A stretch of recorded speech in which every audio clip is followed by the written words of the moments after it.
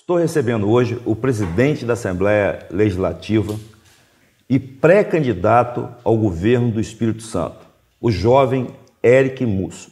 Vou perguntar a ele por que ele decidiu agora entrar nessa nova missão e se apresentar. Primeiro, Jackson, obrigado a oportunidade de nós estarmos aqui batendo esse papo. Chegou o momento de mudança, o momento de renovação, o momento de abertura de um novo ciclo de desenvolvimento social e econômico no Espírito Santo. Momento de ousadia, momento de irmos ao encontro dos municípios, ao anseio da população capixaba, para que nós possamos melhorar a vida dos mais de 4 milhões de irmãos e irmãs nossas espalhados nos 78 municípios. Por isso topei o desafio e sou pré-candidato a governador do Espírito Santo.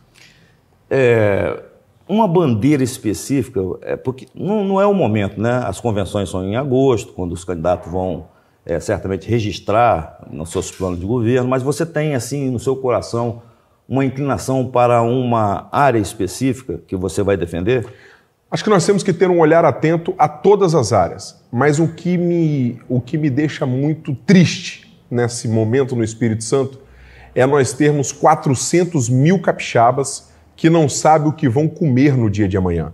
Desses 400 mil capixabas, Jackson, nós temos quase 160 mil capixabas que não têm acesso a um tipo de benefício sequer, que vivem na extrema pobreza. Eu estou dizendo de pessoas que não sabem o que vão comer no dia de amanhã, que não tem um prato de comida para dar ao seu filho, à sua filha, ao seu neto, à sua família. Por isso, no nosso plano de governo estará o programa Espírito Santo Sem Fome, que é erradicar a extrema pobreza 100% em solo capixaba. Esse será um dos pilares. Claro, temos programas em todas as áreas, mas eu acho que o olhar atento tem que estar no social. Não vale nada nós termos um Estado nota A na gestão fiscal, mas que a qualidade de vida das pessoas está na nota Z. As pessoas sentindo a ausência do Estado, as pessoas não sentindo no seu dia a dia, né, essa potência econômica, vamos dizer assim, que tem o caixa do Espírito Santo. Então eu acho que o olhar atento ao social será uma das marcas do nosso governo, se assim o povo decidir. Você falou sobre essa linha da pobreza, né, abaixo da linha da pobreza, e eu perguntaria sobre essa poupança imensa que nós temos, né? O Fundo Soberano tem 200 milhões.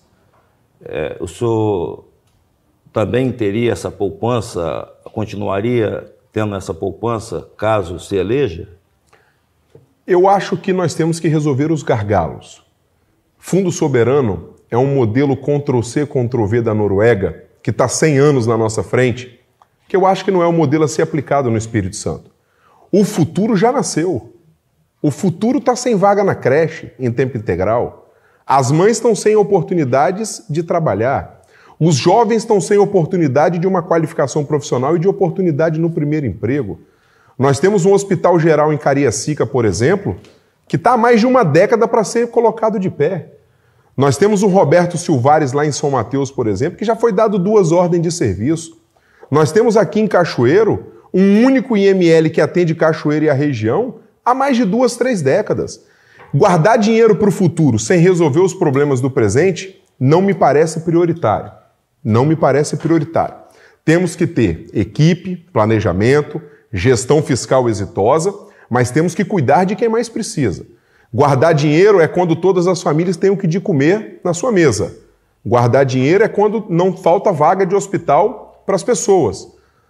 Há pouco tempo nós vimos um jovem ser transferido de Cachoeiro para Vila Velha e morrer após 4 horas na porta de um hospital. Será que se esse dinheiro guardado tivesse sido investido na saúde, essa vida não poderia ter sido salva? Então eu acho que nós temos que ter prioridade, e prioridade é cuidar das pessoas. Quando faz essas críticas pontuais, e o senhor tem feito, né, de modo, eu diria até educada, né, as críticas pontuais, mas alguém pode retroagir e falar, mas o Eric só ajudava, né? Como presidente, você não vota praticamente, a não ser o voto Minerva, mas o Eric era da linha da base do governador, tudo passava lá, né, no plenário, mas agora ele está fazendo críticas. Isso é uma mudança de comportamento porque é pré-candidato? Só tem uma justificativa para essas pessoas? Eu sempre tive, Jackson, assim, um papel institucional equilibrado. Para quem está me assistindo agora, eu já estou na presidência da Assembleia por 3 mandatos. Ser presidente de um poder, o segundo maior poder desse Estado, não é tarefa fácil por uma vez. Imagine por 3 vezes. É você liderar um dos maiores orçamentos do Espírito Santo, maior do que muitas prefeituras nesse Estado. É você fazer a interlocução com o Tribunal de Justiça, com o Ministério Público, com o Tribunal de Contas, com a Defensoria Pública, gerir uma casa, a Casa de Leis, dialogar com 29 colegas deputados e deputadas e fazer a interlocução com o governo do Estado. Eu fui presidente da Assembleia nos 2 últimos anos do ex-governador Paulo Artung. E estou presidente da Assembleia nos 4 anos do atual governador Renato Casagrande. Sempre tentei manter uma linha institucional respeitando a decisão dos capixabas, entendendo que o meu papel institucional de colocar as matérias para votar, debater e votar os importantes projetos a serem enviados do Executivo, é um papel, no mínimo, de responsabilidade que eu deveria ter com o Espírito Santo. E eu tenho isso até hoje. Mesmo sendo pré-candidato, contra o atual governador, por divergir do modelo de governança dele, por entender que ele está no palácio desde 1994, quando eu tinha 7 anos de idade, ele já era vice-governador de Vitor Buarque, e por entender e respeitar que até aqui foi feito. Mas eu acho que tem como dar um salto de qualidade, tem como ter um governo mais ousado. Mas o que eu sempre deixei muito encapsulado e uma premissa muito básica assim, o Espírito Santo e o interesse do capixaba está acima de qualquer divergência política ou partidária. Sempre tratei as pessoas com muito respeito. E o meu papel institucional, de equilíbrio institucional, não me permite entrar num confronto institucional prejudicando a população por conta de interesse eleitoral. Então, eu nunca fiz um nível de apoiamento ao governador. Existe uma responsabilidade institucional, não só minha, como do presidente do Tribunal de Justiça, como do presidente do Tribunal de Contas, como da nossa Procuradora-Geral de Justiça, do nosso Defensor-Geral e do governador, para que a gente possa manter esse Estado que de 2002 para cá vem com um ambiente para melhorar a vida dos capixabas. Então, o meu papel nessa questão é meramente institucional, divergindo de muitos pontos, não concordando em muitos pontos, como foi, por exemplo, no segundo fechamento dos comércios, que aí foi quando nós começamos a entrar de forma mais incisiva, porque no início nós tínhamos uma pandemia que assolou o Brasil, o mundo, e não diferente o Espírito Santo, que nós não entendíamos o que era aquilo. Pegou todo mundo de surpresa, né? Mas, um ano após, nós já tínhamos os protocolos sanitários estabelecidos, nós tínhamos aí já, então, começando a chegar as vacinas, né? Nós tínhamos todos os parâmetros da Organização Mundial de Saúde, do Ministério da Saúde e assim por diante, e eu comecei a ver covardia, né? Você fechar um comércio do interior que vende um calçado, enquanto grandes empresas com 4, 5 mil funcionários operando na sua totalidade.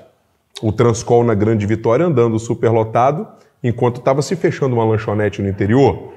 Ao mesmo tempo que se fechava uma pizzaria 4 horas da tarde no domingo, tinha show com 30 mil pessoas em municípios de litoral nosso. Então, comecei a ver essas coisas e comecei a fazer essas pontuações, mas reservando o ambiente institucional da disputa política partidária. O senhor disse que tinha 7 anos quando o governador Renato Casagrande era vice-governador do petista Vitor Coelho. Vitor Buarque. Vitor Buarque. É quase a mesma coisa, mas não é. Vitor Buarque. Fala um pouco da sua trajetória, porque tão jovem, já está vivenciando tudo isso, 3 vezes presidente da Assembleia. Fala um pouquinho da sua história política, como nasceu. Eu venho de uma família lá de Aracruz, norte do Espírito Santo. Tive a oportunidade de, desde muito jovem, acompanhar o meu saudoso avô na política. Ele teve 2 mandatos de prefeito da cidade, 1 mandato de vereador, 3 mandatos de deputado estadual. E pude vivenciar isso desde muito jovem, compreendendo que a política é uma ferramenta e das mais poderosas ferramentas que nós temos para mudar e transformar a vida das pessoas. Sobretudo de quem mais precisa da política, porque política e poder público não foi feito para rico, não foi feito para poderoso, foi feito para quem mais precisa, os mais vulneráveis. Foi feito para aquela mãe que rala, que cuida do filho, faz comida, tenta trabalhar. Foi feito para aquele jovem de periferia que não quer só uma ajuda de um benefício, não. Ele quer ter a oportunidade de empreender no seu próprio negócio. E o braço do governo não chega nessas pessoas. Pude acompanhar isso de perto. Me candidatei a primeira vez em 2008, com 21 anos de idade, a vereador da minha cidade, e perdi as eleições. Fui para a Assembleia ser servidor da Assembleia. Fui servidor da Assembleia por 2 anos e meio, quase 3 anos, com muita honra, com muito orgulho, onde eu conheci muitos dos colegas que lá estão hoje me ajudando. Depois eu voltei a disputar uma eleição na minha cidade para vereador, aí sim, tive a oportunidade de ter sido o vereador mais votado, e com 25 anos me tornei presidente da Câmara Municipal de Aracruz, o mais jovem presidente da Câmara da história de Aracruz. Com 2 anos, com 27, eu me tornei deputado estadual.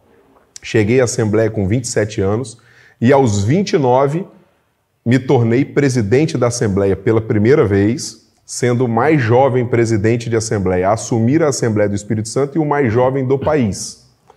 Me reelegi com 31 para presidente da Assembleia e depois fui para a reeleição por 3º mandato de presidente aos 33 anos de idade. Então hoje chega aos 35, né? Eu cheguei na Assembleia, não tinha nenhum cabelinho branco, já estou com alguns que começam a aparecer. Mas nesse desafio, um dos maiores, o maior desafio com certeza absoluta, que é colocar o meu nome à disposição da população do Espírito Santo, entendendo que com equipe, com planejamento, mas com muita vontade de fazer, mais e melhor, dá para fazer um Estado referência no Brasil. Muito bem. Agora, a mesma pergunta eu fiz para alguns. Nós temos aí alguns pré-candidatos, né, postos. E pergunto, de todos que estão, o senhor tem dificuldade ou não vai conversar de jeito nenhum, o senhor chegando no segundo turno? Eu acho que nós temos dificuldade de conversar com o atual governador, né? Se ele não chegar no segundo turno, porque tudo é possível na política. Sim. Né? Nós temos dificuldade, não sei se será candidato, de conversar com o Fabiano Contarato. Né? Tem dificuldade também? Tem dificuldade também. Então, eu acho que essas 2 figuras, neste momento, são as figuras que nós temos dificuldade. Porque tem relações, pelo menos a priori, com o ex-presidente Lula. Seria também isso? Sim. Eu vejo assim, eu sou cristão, sou conservador, mas estou preparado, Jackson, para governar com qualquer presidente que o Brasil definir. Sim. Estou preparado para governar com qualquer presidente que o brasileiro escolher. Eu acho que governador que constrói muro ao invés de ponte com o governo federal, ele prejudica a população do seu estado. Mas essa fala, me desculpa, eu vou fazer um aposto, mas essa fala é uma defesa também ao Sérgio Meneghelli, porque ele falou, eu nunca fui conservador, então é adaptável. Não, assim, eu tô lhe dizendo assim, na questão de um governante... Não, eu entendi. Uhum. Que tem que olhar para os 4 milhões de habitantes, construir muros com o governo federal, né? Você me disse aqui de não dialogar com Contarato e com Casagrande por conta do ex-presidente Lula, porque são de esquerda, né? Isso é de tamanha irresponsabilidade nas cadeiras de governador, na minha avaliação. Quantos anos nós estamos ouvindo falar de 262? Quantos anos nós estamos ouvindo falar de linha férrea que vai ligar Vitória ao sul do estado, ao Rio de Janeiro, para o Porto de Kennedy? Olha o que a Eco 101 está querendo fazer agora. Devolver um contrato que não está duplicado nem 20% do que deveria estar, 12 anos depois de fazer um estelionato com o bolso do capixaba. Né? Agora que está saindo um contorno do mestre Álvaro. Então o governador precisa estar preparado com qualquer presidente que for escolhido. Mas eu tenho as minhas posições, as minhas convicções. Né? Mas então, só para ver se eu consigo ter um ganho como entrevistador. Ok. Apedrejaram o ex-prefeito de Colatina, Sérgio Meneghelli, que falou: eu nunca fui conservador. Aí, então teve um monte de gente se manifestando dentro do seu partido, inclusive. O que isso significa? O que aconteceu? Ele deu uma entrevista, eu não tive a oportunidade de conversar com ele ainda, né? O presidente nacional do partido soltou uma nota pública dizendo que está reavaliando, né, a posição dele, porque até de candidatura, em virtude dele ter ido de encontro, né, ao Republicanos, à cartilha do Republicanos, aos valores do Estatuto, e nós estamos aguardando a posição da Nacional. Nós, então nesse tá momento, por conta da Nacional. Nós, nesse momento, nesse assunto, estamos aguardando a posição da Nacional do partido. Certo. Então, nós podemos, sobre a questão de vice, já houve, e o senhor disse para a gente se é verdade ou não, já houve muito boato, o Eric, ele está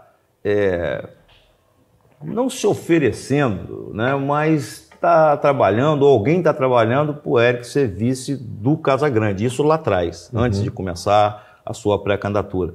Isso surgiu de fato?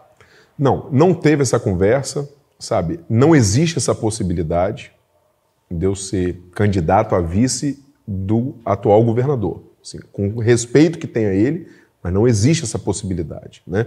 Eu sou pré-candidato a governador do Espírito Santo e vou colocar um plano de governo e debater com a sociedade capixaba um modelo melhor de governança para esse estado. Referência, a Assembleia é uma boa referência de gestão? É claro, é um universo menor, é um universo limitado, mas a sua gestão, você considera que ela está aprovada pelos seus colegas e pela maioria dos servidores? É uma gestão moderna? Altamente moderna. Nós, em 2018, nos tornamos a primeira Assembleia totalmente digital do Brasil. Informatizamos todo o processo da Assembleia Legislativa, acabando com o uso de papel, economizando, tendo mais eficiência no gasto público, fazendo mais com menos e com mais qualidade. Abrimos a Assembleia para a população. A Assembleia hoje tira identidade, que é um problema crônico no Espírito Santo. As pessoas não conseguem tirar a identidade. Um estado que as pessoas não conseguem tirar a identidade não vai entregar uma saúde de qualidade, uma segurança, uma educação e assim por diante. Nós estamos num estado que não pega telefone. Você sai daqui para Rio Novo, para Iconha, não pega telefone na estrada. Então não pode falar em telemedicina, por exemplo? Assim, me desculpe, nós estamos falando de 5G, de fibra ótica, de hub de inovação, de tecnologias mundiais, e temos um Espírito Santo que não pega telefone. Se você quebrar o carro daqui para um município vizinho, ligar para o seguro do carro, não vai conseguir falar no telefone. Tem que andar a pé 20 quilômetros, porque só pega dentro das cidades. O estado é incomunicável. Mas assim, voltando para a Assembleia. Hoje tira identidade. Criamos lá o núcleo que atende as mulheres vítimas de violência familiar e doméstica, com psicólogo e advogado. O Espírito Santo tem um ranking negativíssimo, é um dos estados que mais mata mulheres nesse país. Isso é muito ruim para os capixabas. Temos lá a Defensoria Pública, temos o PROCON, temos a Delegacia do Consumidor. Criamos um núcleo lá dentro que atende as pessoas com deficiência. E eu tenho dentro do plano de governo, além do Espírito Santo Sem Fome, sem gerar custo, porque a máquina pública ela tem que ser enxugada para gerar eficiência na prestação de serviço, mas sem gerar custo. Criar uma secretaria específica para as pessoas com deficiência. Quantas pessoas hoje têm um familiar deficiente auditivo, deficiente visual? Isso na Assembleia. Eu já tenho esse núcleo lá e está dentro do nosso programa criar a secretaria. Ah, sim. Perfeito. Né? Então, assim, quantas mães são mães de autistas, né? E o Estado não olha por essas pessoas como deveria olhar, né? Então, nós criamos na Assembleia um núcleo de atendimento especializado às pessoas com deficiência, um núcleo que atende as mulheres vítimas de violência familiar e doméstica. Nos tornamos a primeira digital. É a única hoje com inteligência artificial, né? Como se fosse a Siri, a Malu da Magalu e assim por diante. Né? Nós temos piso podotátil para cego, botamos traduções em Libra para surdo, botamos banheiro com acessibilidade. É só ampliar tudo isso que você está falando, então, para o governo. É então. Isso. Nós já fizemos na Assembleia. Isso já está feito na Assembleia. O senhor está querendo dizer que a gestão atual ela não aplica inovação, então. A inovação está longe. Ela não chega junto da população. Eu vejo isso no dia a dia que eu tenho caminhado. As pessoas sentem a ausência do governo no seu dia a dia. Não adianta o Estado se enriquecer e a população empobrecer. Não tem sentido isso, né?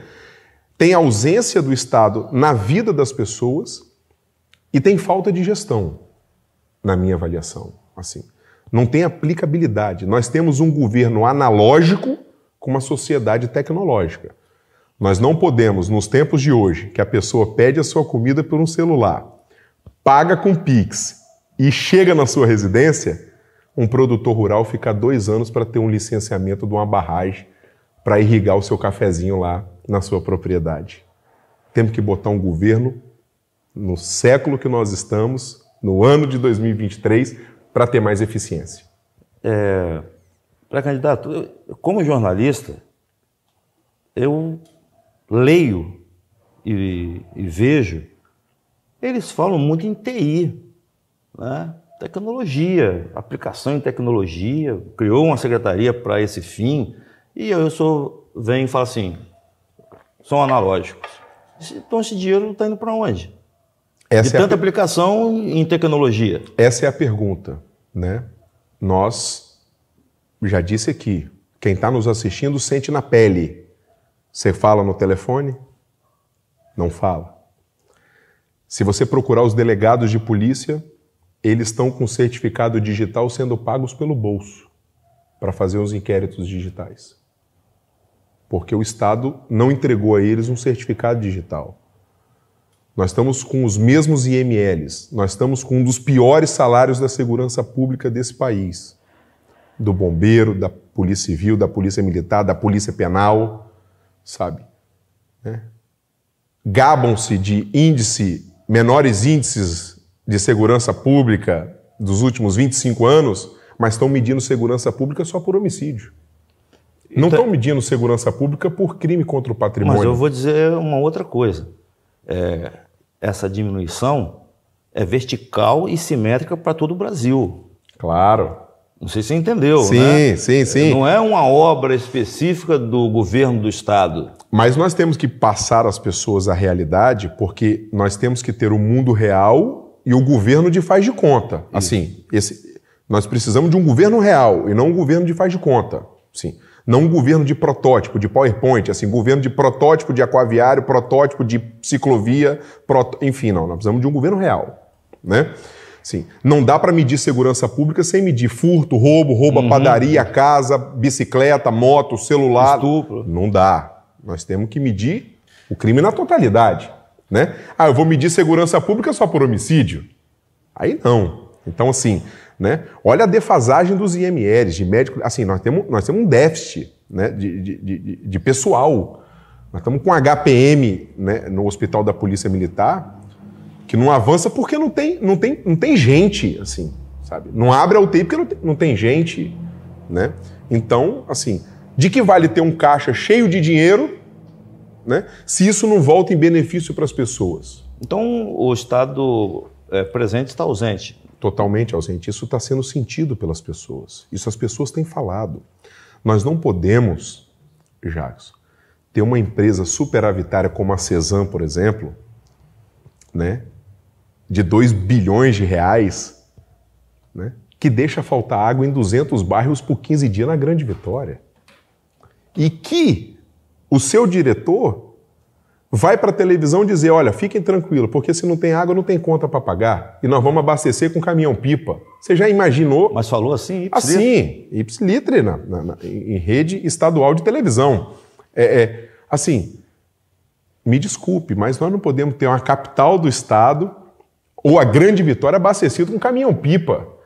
Qualquer produtor de médio e grande porte hoje, se estourar uma bomba a 2 hectares da sua propriedade, vai apitar no centro de comando e controle. A Cesan hoje espera brotar água no chão para ver se está com o cano estourado. Assim. Então, são essas coisas, são essas deficiências que me impulsionaram, claro, com um time de pessoas no entorno, a me colocar à disposição, mas para apresentar soluções também, né? Temos que ter as deficiências apontadas, mas apresentar as soluções e o formato de resolver. Estou aqui no sul do estado, né, que tem um desequilíbrio fiscal com o norte, porque tem a Sudene, porque tem incentivos. E se não for criado, nós vamos ter 2 estados dentro do estado. Vamos ter o norte, com alto potencial logístico, industrial, geração de emprego, de renda, de oportunidade, e o empobrecimento do sul. Ou isso se equilibra fiscalmente com o Estado entrando com um projeto de compensação para dar um mínimo de equilíbrio de competitividade, né? Ou nós vamos ter 2 estados dentro do Estado. Isso já existe, de fato, no meu entendimento. Mas eu também já ouvi em outras campanhas os candidatos sempre fazer essa ponderação. Antes tinha o Fundap, Funres, Fundesul. Então, assim, inventaram um monte de coisa sem que haja efetividade na resolução do problema. Exatamente. Como o senhor vai provar que não é mais uma retórica de pré-campanha? O senhor já tem como fazer, ou pelo menos dar um sinal de como seria esse reequilíbrio? A nossa equipe econômica já está finalizando o estudo para a gente apresentar, os técnicos da área. Mas assim, o que eu posso dizer aqui com muita humildade? Tudo que eu não posso, Jackson, com 35 anos de idade, num estado que com pouco mais de 400 quilômetros a gente sai da Bahia e vai no Rio de Janeiro, é contar mentira, enganar as pessoas e prometer o que eu não posso cumprir.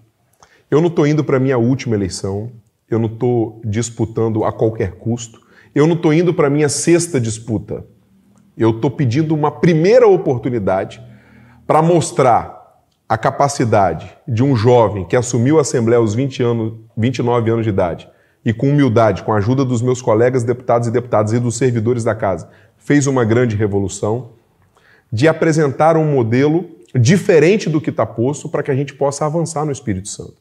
Então, nós vamos apresentar no tempo certo, porque eu preciso ainda fechar essa parte com os técnicos, mas eu comecei a nossa pré-campanha dizendo que o sul do estado precisava de um resgate.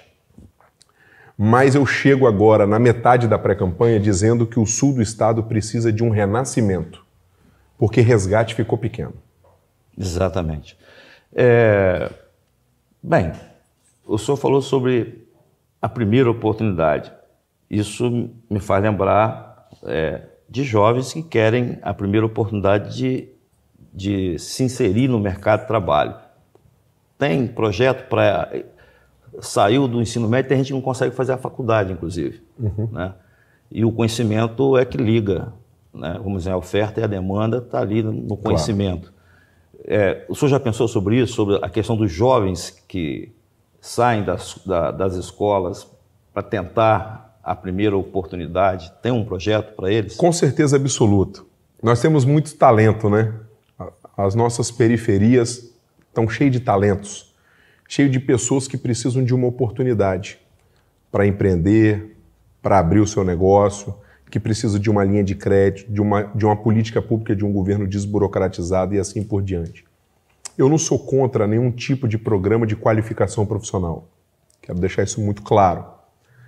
Mas nós temos que gerar mão de obra qualificada para a nossa demanda. Se a nossa demanda é na área de TI, nós temos que gerar mão de obra qualificada na área de TI, que o jovem vai trabalhar em home office e vai ganhar 5, 6, 7 mil reais. Se a nossa demanda é na área industrial, nós temos que gerar mão de obra qualificada na área industrial. Não dá para nós criarmos um programa de qualificação eleitoral. Sim. Eu não sou contra a formação de padeiros, até porque gosto de comer um pão quentinho. Não sou contra a formação de maquiadoras, de cabeleireiras. Não sou contra. Acho que tem que ter. Mas eu acho que a demanda do Espírito Santo não é essa. Nós precisamos, aí sim, juntar o sistema S, o sistema Findes, sabe, juntar todos os atores envolvidos nisso e formar uma mão de obra que seja de real necessidade a ser suprida pelo gerador de emprego em solo capixaba. E ao que me parece, o governo vai criando programas de qualificação profissional para dizer que está criando. Mas isso não passa do certificado. Seria igual ficar entregando ordem de serviço. Isso não funciona assim. Nós temos que dar uma qualificação profissional para que aquele jovem possa ser inserido no mercado de trabalho, para que ele possa constituir a sua família, para que ele possa comprar o seu carro, para que ele possa comer a sua pizza no domingo, para que ele possa viajar e assim por diante e ter a sua vida estabelecida. Mas para isso nós precisamos oferecer aquilo que será suprido e não sair ofertando somente por ofertar, na minha humilde avaliação, por uma questão meramente eleitoral. Talvez, para encerrar, nós estamos numa pré-campanha, em agosto vem as convenções, mas já se tem milícias digitais por aí atacando adversários, vários, e me parece que eu vi alguma coisa, algum ataque à sua pessoa recentemente. Aliás, até colocando como coronel, né, alguma coisa assim. E eu pergunto, quando surge, e vai surgir muito mais no decorrer do tempo, como lidar com essas milícias? Primeiro que eu aprendi com meu saudoso avô que ninguém atira pedra em árvore que não dá fruto, né? Se estão atirando pedra, é porque estão me incomodando, porque está dando resultado positivo. Mas eu sou muito tranquilo quanto a isso. Eu vou fazer uma campanha limpa, debatendo ideias, debatendo propostas, no campo democrático, dentro das 4 linhas e respeitando todos os candidatos. Se os ataques vierem, essas pedras nós vamos pegar e pavimentar um caminho para o desenvolvimento do Espírito Santo. Bem, agora as considerações finais, em que eu sou, por que votar? Porque eles devem acreditar em tudo isso que foi falado aqui. Quero primeiro agradecer a oportunidade de estar aqui, né, de você abrir esse espaço, nesse bate-papo. Pedir que me acompanhe nas redes sociais, né, no nosso Instagram, no nosso Facebook, que acompanhe o nosso trabalho e que acreditem no novo. É sim possível se fazer mais, com qualidade, com equipe, com planejamento, com gestão e apostando no novo, né? A nossa capital apostou no jovem prefeito, Vila Velha apostou num jovem prefeito, tantos lugares no Espírito Santo, né, apostaram em jovens que têm dado resultado, né? E eu acredito, com muita humildade, que com uma equipe, sobretudo, ouvindo e dialogando com os capixabas, nós podemos abrir um novo ciclo de desenvolvimento social, econômico, construir um novo tempo no Espírito Santo, sabe, trabalhando por quem mais precisa. Muito obrigado. Obrigado você. Muito obrigado. Até a próxima.